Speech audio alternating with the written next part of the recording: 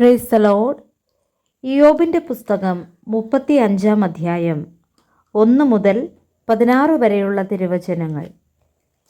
എലിഹൂ പിന്നെയും പറഞ്ഞതെന്തെന്നാൽ, എൻ്റെ നീതി ദൈവത്തിൻ്റേതിലും കവിയുമെന്ന് നീ പറയുന്നു, ഇത് ന്യായമെന്ന് നീ നിരൂപിക്കുന്നുവോ?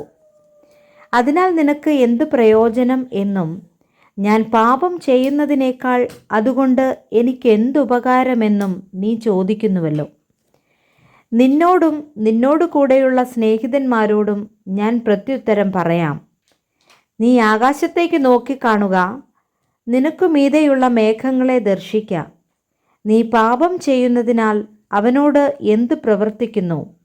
നിന്റെ ലംഘനം പെരുകുന്നതിനാൽ നീ അവനോട് എന്തു ചെയ്യുന്നു? നീ നീതിമാനായിരിക്കുന്നതിനാൽ അവന് എന്തു കൊടുക്കുന്നു? അല്ലെങ്കിൽ അവൻ നിന്റെ കയ്യിൽ നിന്ന് എന്തു പ്രാപിക്കുന്നു? നിന്റെ ദുഷ്ടത നിന്നെപ്പോലെയുള്ള ഒരു പുരുഷനെയും നിന്റെ നീതി മനുഷ്യനെയും സംബന്ധിക്കുന്നു. പീഡയുടെ പെരുപ്പം ഹേതുവായി അവർ അയ്യം വിളിക്കുന്നു. മഹാന്മാരുടെ ഭുജം നിമിത്തം അവർ നിലവിളിക്കുന്നു.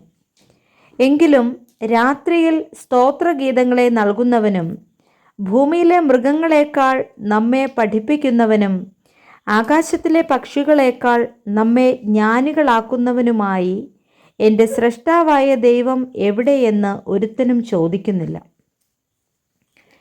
അവിടെ ദുഷ്ടന്മാരുടെ അഹങ്കാരം നിമിത്തം അവർ നിലവിളിക്കുന്നു, എങ്കിലും ആരും ഉത്തരം പറയുന്നില്ല. വ്യർത്ഥമായുള്ളത് ദൈവം കേൾക്കയില്ല, സർവശക്തൻ അത് വിചാരിക്കുകയുമില്ല നിശ്ചയം. പിന്നെ നീ അവനെ കാണുന്നില്ല എന്ന് പറഞ്ഞാൽ എങ്ങനെ? വ്യവഹാരം അവൻ്റെ മുമ്പിലിരിക്കയാൽ നീ അവനായി കാത്തിരിക്കാം. ഇപ്പോഴോ അവൻ്റെ കോപം സന്ദർശിക്കായക കൊണ്ടും അവൻ അഹങ്കാരത്തെ അധികം ഗണ്യമാക്കായക കൊണ്ടും ഇയ്യോബ് വൃഥ തൻ്റെ വായ് തുറക്കുന്നു, അറിവ് കൂടാതെ വാക്ക് വർദ്ധിപ്പിക്കുന്നു.